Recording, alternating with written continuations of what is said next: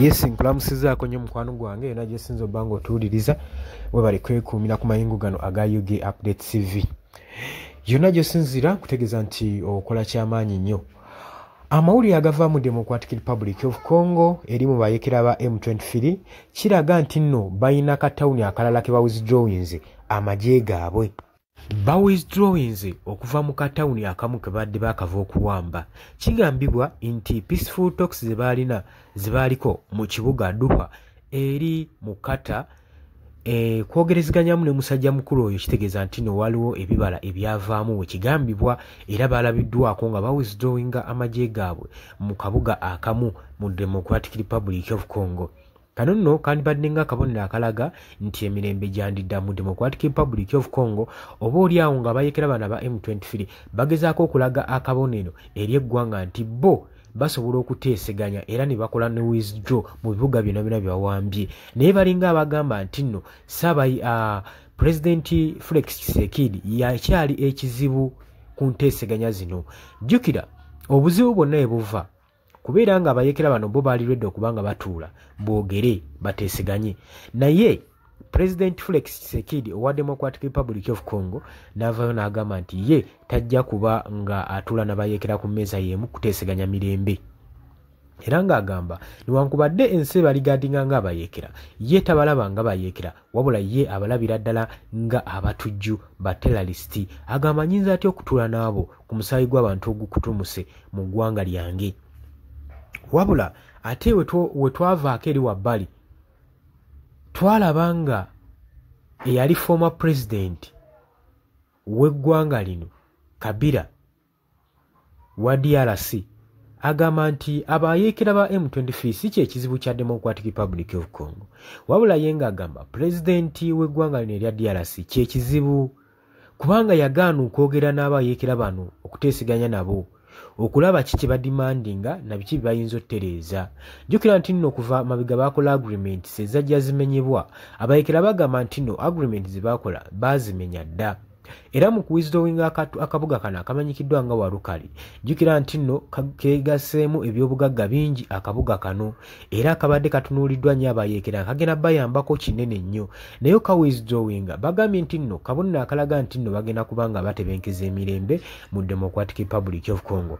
Bagambye nti nno luli ekyatuleeta kubanga tukomawo mu kabuga kano kawamba kwe kubanga abayekera bano abajasi bano aba Democratic Republic of Congo bagenda mu maaso n'okubanga bakyatagatinze territories zaffe saako n'okusigazaamu tanks ne drones mu kabuga ako ate nga twatusazeewo tuwithdrawinge. Embeera eyo we twagiraba ne tugamba akatukomewo tusizinga akabuga kano bupya naye bagambye newankubadde tukavuddemu omutase mu nkola ebyo bye tukiziganyiza nabyo tugenda kubanga tuddamu okusalako akabuga kano.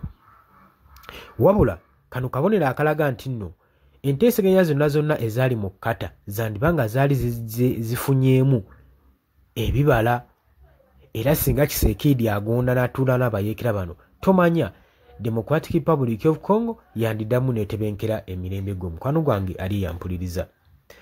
Oli ku UG Update TV nkujjukiza gwe tannatweyungako kirira wansi waliwo ekigambo subscribe kikoneko obeere ng'otweyungako ddala bulungi nnyo. Baganda bange bali e Bulaaya abali mu diaspora mbalamusizaako nnyo mwebale kwekuumira ku mayingu gano aga UG Update TV mbagala nnyo mweraba.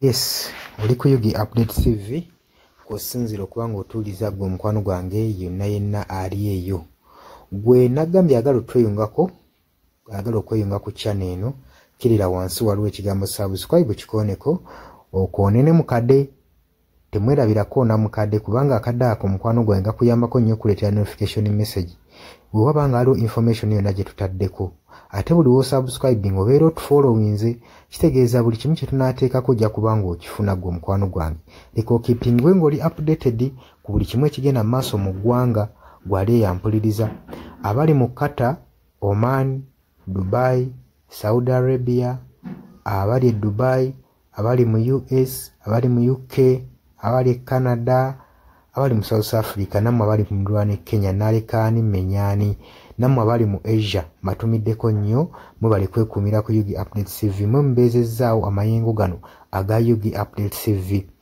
Mikwano gyange sola beebaza kinnoomu wabula nsazeewo nkozese lino eddoboozi ery'ewamu nsobole okubeebaza mwebale kuyimirizaawo channel eno mwebale mwabajja naddala mwabajja mu comment section ne mukomentinga ne muteekako endowooza yammwe ne mutangaza bannayuganda ku kyekisa ekiteekeddwa ekituufu okukolebwa gwe okusinziira ku ndowooza yo. So muna batajjangako mu comment section mbakubiriza okujja mu comment section muteekeko ebirowoozo byammwe mutangaze eggwanga ku biki byaba bagenze mu bukyamu ne bikolebwa mu bukyamu eri bannayuganda. Dani ku Airlines e Kenya nawe nkutumiddeko ennyo naye jangu mu comment section oteese toteekako buteesi linnya lyo mujje mu comment section mwe abasharinga aba likinga namwe abasubscribinga mwe muyimirizaawo amayengo ga channel. Eyo namba y'essimu gye mbateeredde awo eya noti 726 noti emu 679. Eyo enamba ya WhatsApp eri mu kimyufu. Ye namba gy'ogenda oyita kuba gy'osobola okuyitako gwe mukwano gwange ayagala okulanga wamu naffe. Ng'alina bizinensi yo ng'ogyagala tugikulangire nga wandyetaazo gikulangira. Eyo namba gy'oba oyitako ku WhatsApp osobole okuba nga naye bizinensi yo gikuba abantu tugikulangire gwe mukwano gwange ali eyo ampuliriza.